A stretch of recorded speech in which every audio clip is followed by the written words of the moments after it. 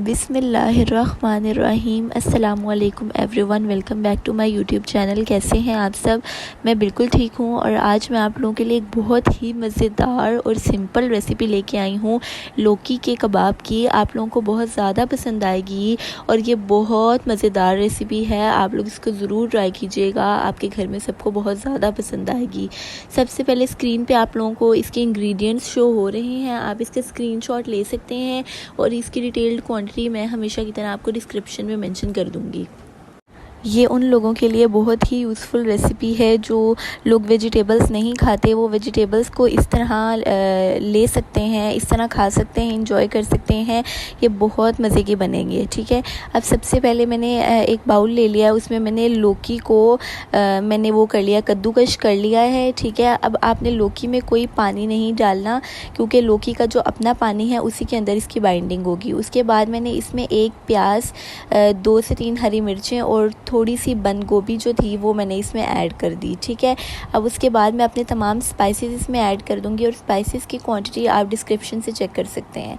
अब मैं इसको अच्छे से मिक्स करूंगी और मैंने थोड़ा सा धनिया और थोड़ा सा पुदीना ले लिया है। अगर आपको पुदीना नहीं पसंद तो आप बेशक मत डालें, लेकिन मुझे इसका टेस्ट अच्छा लगता है कबाब में, इसलिए मैं इसको ऐड करूँगी। ठीक है, अब मैं इसमें इसको अच्छे से मिक्स कर रही हूँ और इसमें अब मैं धनिया और पुदीना ऐड कर दूँगी।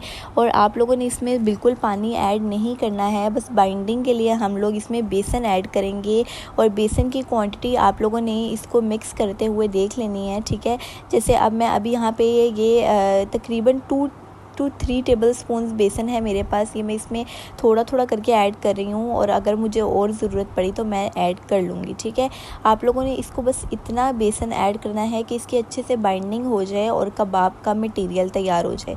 अब यहाँ पे आप देख सकते हैं कि मेरा मटेरियल तैयार हो गया है। अब यहाँ पे मैं आपको दिखा देती हूँ कि इसकी कंसिस्टेंसी कितनी होनी चाहिए। ठीक है, यहाँ पे आप चेक कर लें कि ये इतनी कंसिस्टेंसी होनी चाहिए। आपने बस इसकी बेसन से बाइंडिंग इतनी करनी है कि इसके अच्छे से इतने कबाब बन जाएं। ठीक है, यहाँ पे मैंने कबाब अपने रेडी कर लिए हैं और इस स्टेज पे आप देख सकते हैं कि यार बिल्कुल पता नहीं चल रहा कि ये लौकी के कबाब हैं, ये बहुत मज़े के बने थे।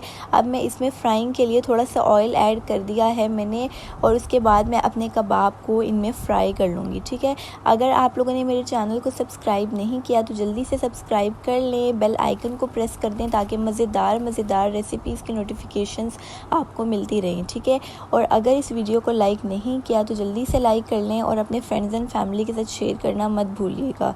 यहाँ पे आप देख सकते हैं कि बिल्कुल नहीं पता चल रहा कि ये लौकी के कबाब हैं और ये मेरे घर में सबको बहुत ज़्यादा पसंद आए और मेरे बच्चों को भी बहुत ज़्यादा पसंद आए। सब ने इस रेसिपी को बहुत ज़्यादा इंजॉय किया और उम्मीद है आप लोगों को भी ये रेसिपी बहुत ज़्यादा पसंद आएगी और आप लोग अपने घर में इसको ज़रूर ट्राई करेंगे और अपने बच्चों को ये रेसिपी ज़रूर इंजॉय करवाएंगे। ठीक है, आप लोग देख सकते हैं कि इसका खूबसूरत सा गोल्डन ब्राउन कलर आ गया है और हम लोगों ने इसको इसी तरह फ्राई करना है। यहाँ पे मेरे कबाब हो चुके हैं बिल्कुल तैयार और आप यकीन करें इतने मज़ेदार बने थे कि मेरे घर में सबको बहुत ज़्यादा पसंद आए।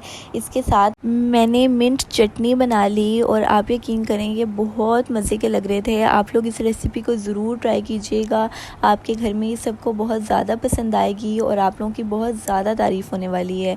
ठीक है, ये बहुत मज़े के बने थे। Thank you for watching. Like, subscribe and share with your friends and family and don't forget to hit the bell icon.